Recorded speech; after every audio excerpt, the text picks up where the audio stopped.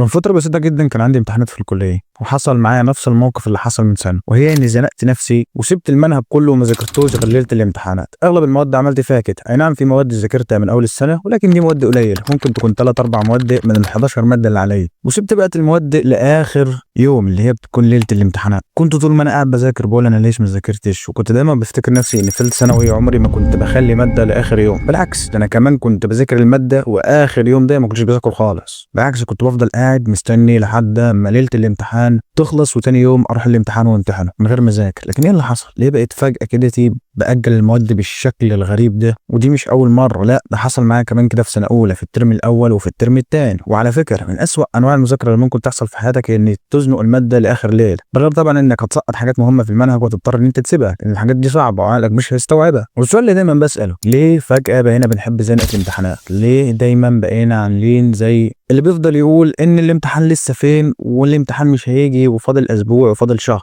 وفجأة تلاقي ليلة الامتحان والامتحان فاضل عليه 6 أو 7 ساعات، وتقول ان هلم في الست 7 ساعات دول المادة، وتلاقي نفسك دخلت الامتحان وسقطت. وهنا هنسأل سؤال مهم جدا، ليه في زنقة الامتحانات؟ وليه فجأة اغلبنا بقى بيحصل معاه الموقف ده؟ وهل الموقف ده هيتعالج ولا هيفضل على الشكل ده؟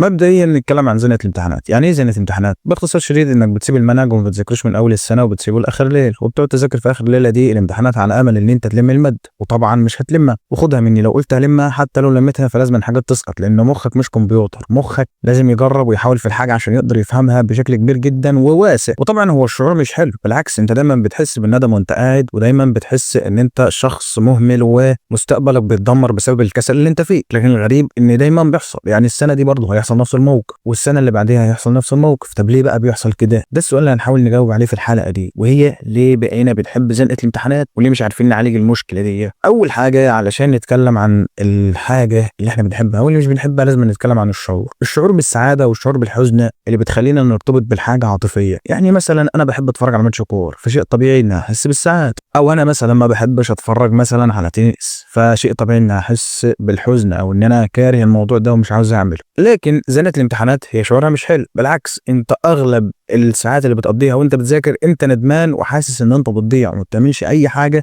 غير انك قاعد بتضيع الكام ساعه في المذاكره، وانت عارف كويس ان المذاكره دي كانت المفروض تتذاكر من الاول. طب ليه احنا بنعمل الحاجه دي برغم ان هي مرتبطه في دماغنا ان هي شعور وحش، ودي مش اول سنه تحصل معاك، وحتى لو اول سنه المشكله ان المشكله دي بتتكرر وهتحصل تاني وتالت ورابع. لانك لو ربطت بين المشكله وحلها اللي هو الحاجه اللي احنا عايزين نحلها، ان المشكله دي اولا مش هترتبط بالعاطفه، بالعكس عاطفتك المفروض ان هي لما ترتبط بالحاجه باسلوب سلبي فالمفروض ان هي تبعد عنها، لكن للاسف الموضوع ده بيحصل. طب ليه؟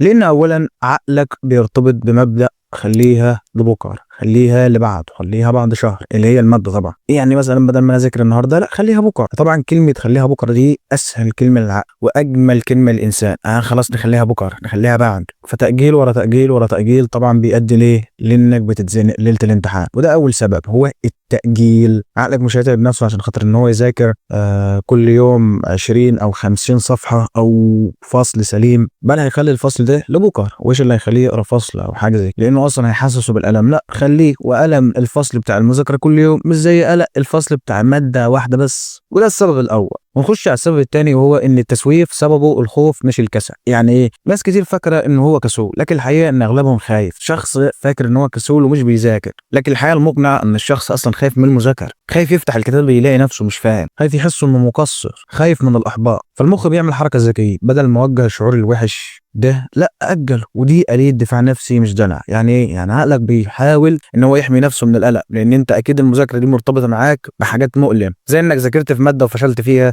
زي انك جبت درجه وحشه في ثالثه اعدادي او في ثالثه ثانوي فاثرت عليك في الكليه او في الثانويه. غير طبعا ان في احساس قديم جدا ان هو المذاكره والحاجات دي بتيجي مع الالم والضرب وغيرها. والعلم بيقول ان العقل بيفضل الراحه النفسيه المؤقته حتى لو على حساب المستقبل. يعني عقلك بيحب الراحه، يحبش يتعب نفسه حتى لو كان ده هيأثر على المستقبل. ونخش للسبب الثالث، وهو مخك ما يعترفش بالمستقبل. يعني ايه مخك ما بيعترفش بالمستقبل؟ بالنسبه للمخ فدلوقتي هو الحقيقه الحاضر مش المستقبل. يعني بالظبط زي النهارده دي الحاجه اللي هي الحاضر اللي انا عارفها، لكن بعد اسبوع دي حاجه مش موجوده. انا مش عارفني انا بعد اسبوع هبقى عايش ولا ميت. فهو الموضوع بالنسبه برضه للامتحانات كده، الامتحان بعيد ولكنه حاجه مهمه، عشان كده تقول لسه بدري لسه بدري يا عم ما فيش اي حاجه، وفجاه تلاقي الامتحان بكره. المعلومه العلميه بتقول ان المخ مصمم للتعامل مع الخطر القريب مش الاحداث البعيده، ودي حاجه موجوده فينا من ساعه ما اتخلقنا. الانسان زمان كانش بيفكر غير فانا هاكل ايش النهارده مش بكره، مش مهم انا هاكل ايه بكره، لكن المهم ان انا اكل النهارده، عشان ما اكلتش النهارده هموت بكره. فلازم تتغلب على عقلك في الحته دي، ان عقلك مصمم للحاضر مش للمستقبل. السبب الرابع وده اخر سبب معانا، وهي زنقه اخر يوم بتديك دوبامين. بتديني دوبامين زنقه اخر يوم اللي كلها قلق وندى وتوتر. ازاي بتديني دوبامين؟ هكلمك عن اخطر نقطه في الموضوع ده، وهو ان اخر يوم قبل الامتحان تركيزك بيكون عالي، احساس انك شغال، ادرينالين ودوبامين، وده شيء طبيعي انك عارف ان الامتحان بكره وما ذاكرتش هتسقط. فالمخ بيسجل الاحساس ده يقول هو ده الاسلوب الصح، فتتحول الزنقه لادمان مش عاده. طب ازاي؟ انا مش فاهم. لو انت دخلت في امتحان وزنقت نفسك لاخر ليله ونجحت وجبت درجات عاليه، عقلك هيحب الموضوع ده وهيعشق وهيرفض مليون في الميه